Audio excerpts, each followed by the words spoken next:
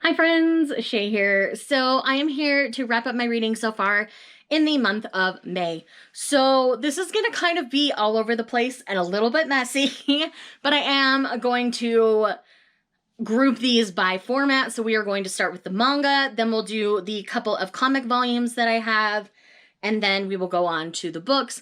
I will leave timestamps down below, so if you want to skip around, you can, but I hope you'll stick around for all of it, because most of my reading this month truly has been a joy. I have read some things a little more outside my comfort zone than normal, but I am really happy with my reads. All right, so first up, I have 2 videos up where I had already read things for my manga wrap up, and I do talk about them in depth, so I will not be repeating myself here. So first up, we have the Magic Knight Rayearth vlog, where I read the entire series. I keep it pretty spoiler-free over there, but I would love for you guys to check that video out. And then we also have my most recent NetGalley manga reading vlog, because I had 10 amazing arcs that I got to read. I have since learned that the sheik in his harem is wrongly stereotyped, so do know that before you go into that one, especially if you're native, you might be surprised. I did have somebody comment saying that they actually felt offended by the representation there. So do know that the representation is not great. I do think the story is really sweet, but the terminology used is incorrect. Meaning a sheik was the wrong term. So granted, it is labeled as fantasy, so they may have just used that for that reason, but for sensitivity reasons, I thought I should mention that since I've since learned that. Okay, so let's dive into the other things that I've read so far this month. Okay, so we're gonna start with the wildest one and get it out of the way, and that's Dick Fight Island. This happened. I read this. I laughed through the whole dang thing. I thought it was so much fun. So essentially on this island, what happens is there are 8 clans. So the clans come together once every 4 years to have this battle. They have champions that basically go in and represent them, and they choose the leader for the following 4 years. So because of this, these 8 men all have armor around their dicks, because the whole point is whoever comes last becomes king. And so that's the concept. It is as wild as you think it is. It's hilarious. I had a good time, but it does have a really sweet side to it, because there's one of the guys that went to the Outsiders to train for 4 years, but he ended up getting himself a boyfriend, and he's really sweet, and the boyfriend ends up coming to the island to see him compete and stuff. And it's just really cute. I really had a great time with this. Yes, it is crazy. It is smutty. Yes, they are getting down and trying to get the other guy to come first. And, there's some, jealousy plot lines and stuff, but all of it's really, tame but understandable for, the way their society works. And so I just think it's a good time. Have a good time. If you're interested, go for it. If not, then don't worry about it. Let's just keep going with the crazy, shall we? I'm just talking about all the crazy new series.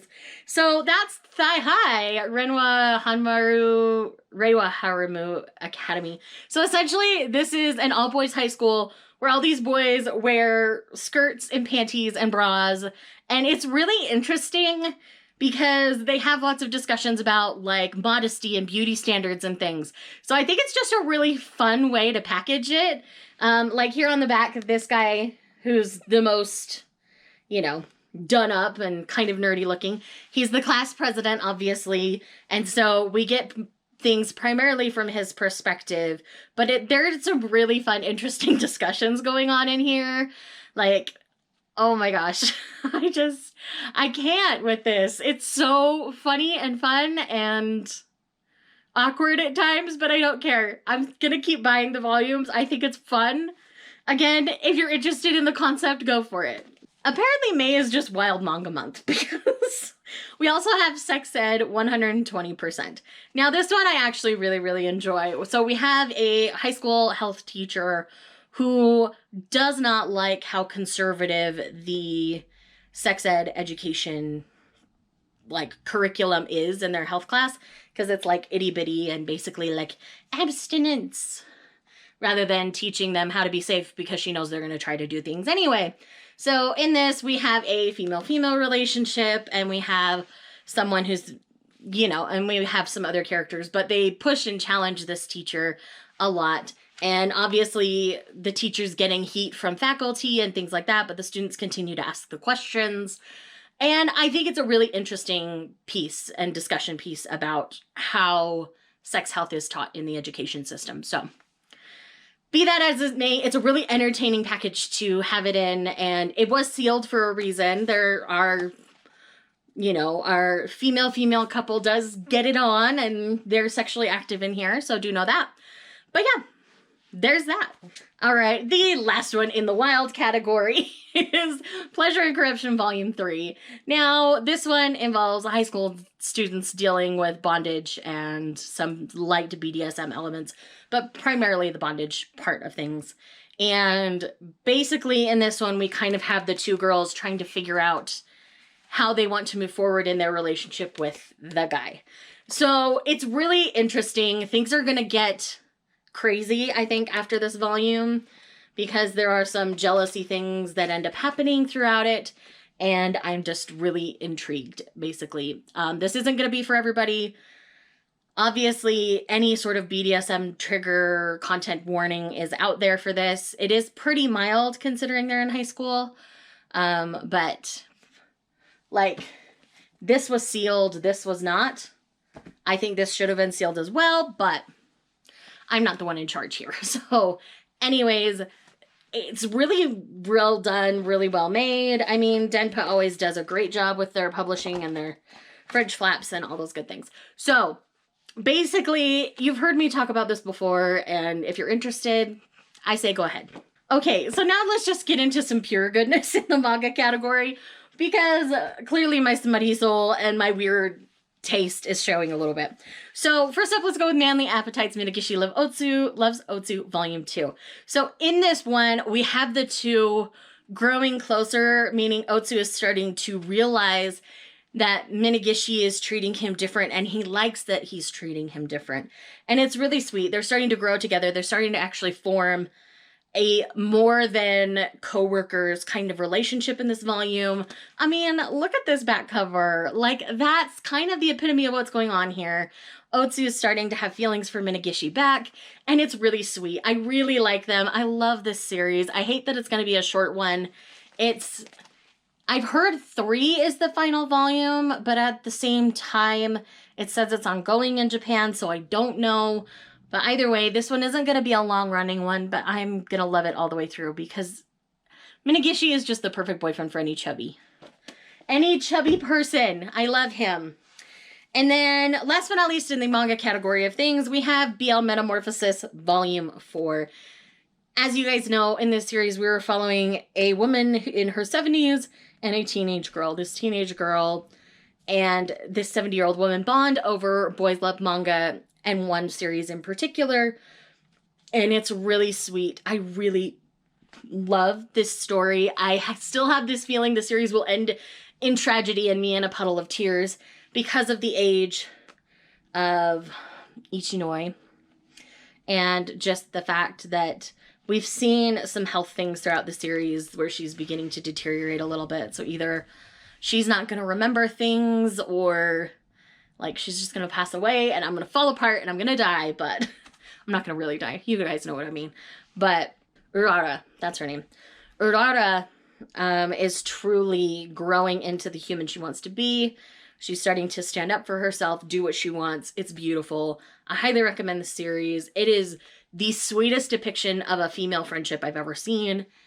I would love to see more manga like this, where it's just female friends. Like, we love to see female friends. All right, so let's talk about the couple of comic volumes really quick, and then we'll get into the books. So first up, I have Tokyo Fashion, a comic book by Nodoka.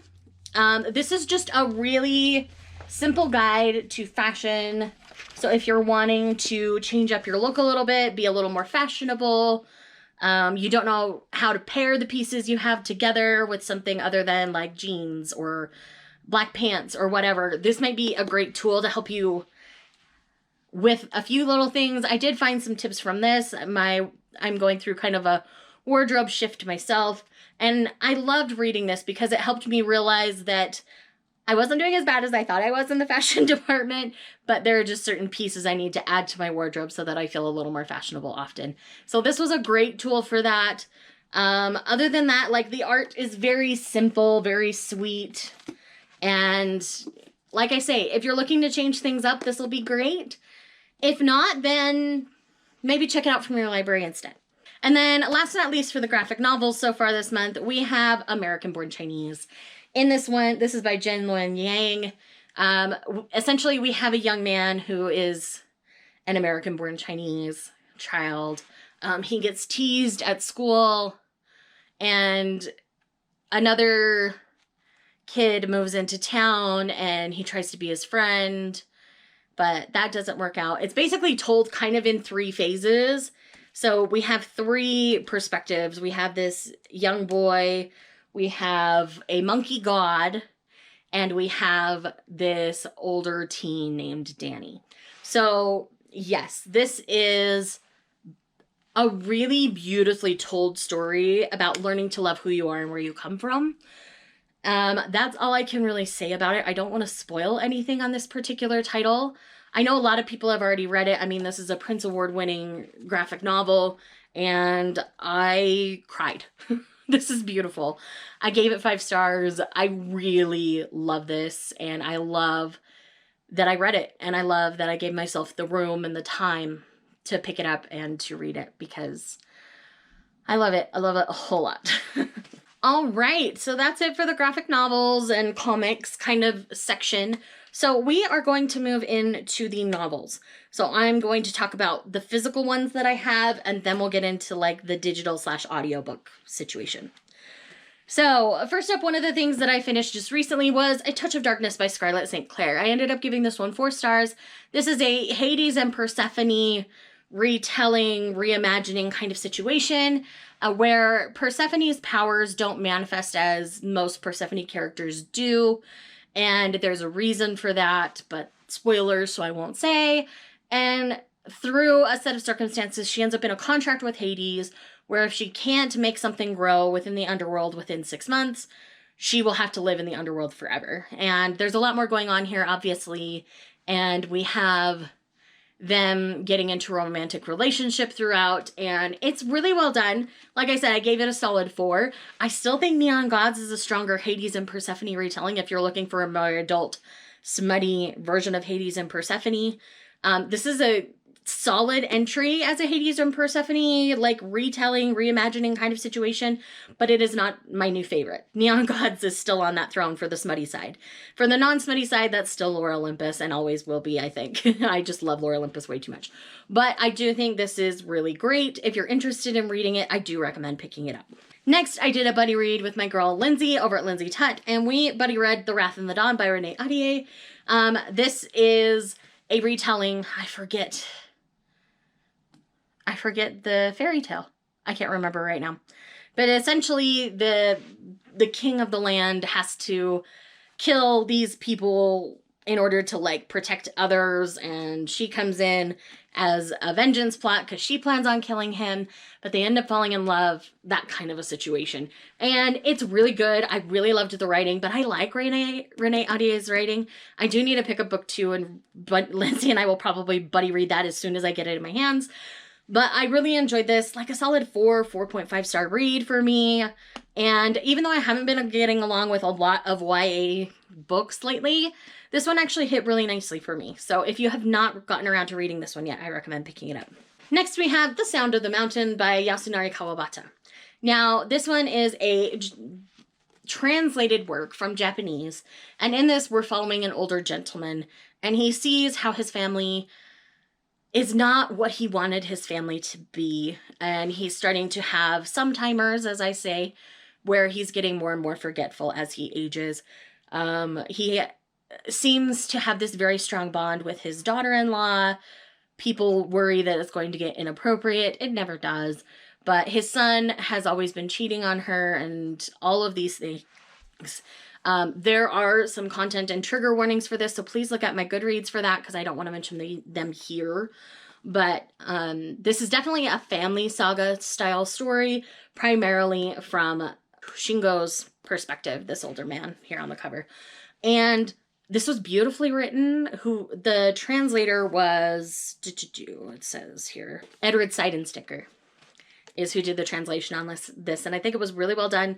Very easy to understand. The cultural barriers didn't feel like they were there. But I really got emotional reading this at times because I could understand Shingo's choices in certain situations. And it was just, it was a journey.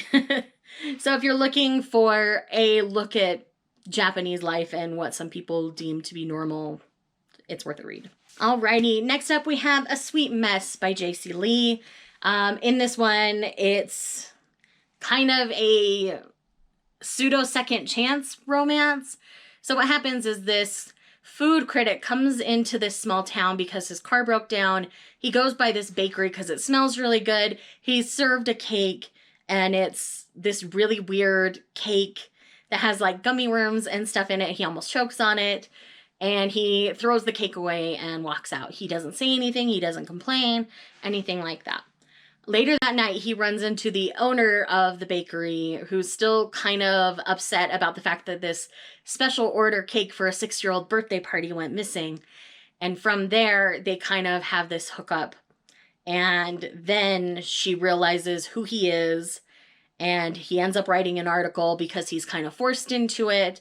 And so from there, he's trying to make it up to her by getting her on this popular cooking show with one of his really renowned cooking friends.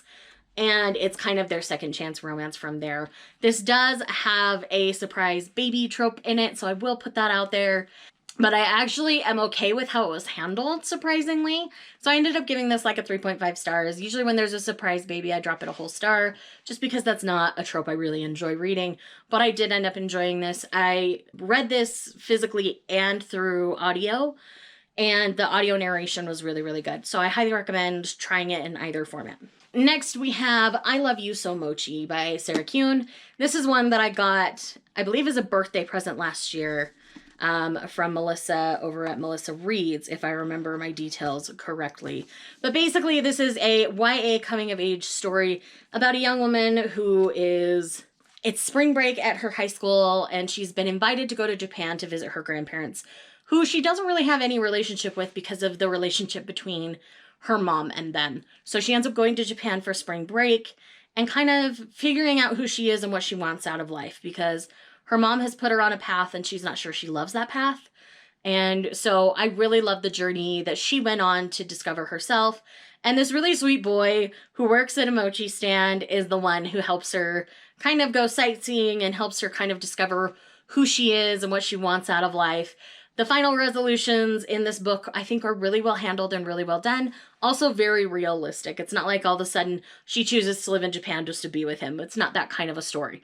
But I really like what's happening here. So I highly recommend checking this one out if you haven't. I do know that there's another book that came out from Sarah Kuhn, I believe this month. From Little Tokyo with Love, I think is what it's called. I have not read that one yet, obviously, but I do intend to because this was really a joy to read. All right, and then last but not least, for the physical reads, we have A Crown of Wishes by Roshani Chokshi.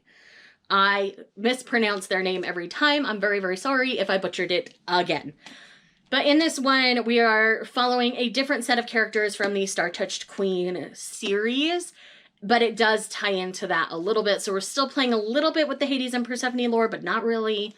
She ends up kind of in a political marriage/alliance with a neighboring prince kind of a situation. And I really enjoyed this. I thought it was really well done and really well handled. Again, I don't want to say too much because I don't want to spoil things, but I did enjoy this. I love Roshani's writing every time. And again, for more details, feel free to check out my Goodreads review because I did do a pretty thorough one.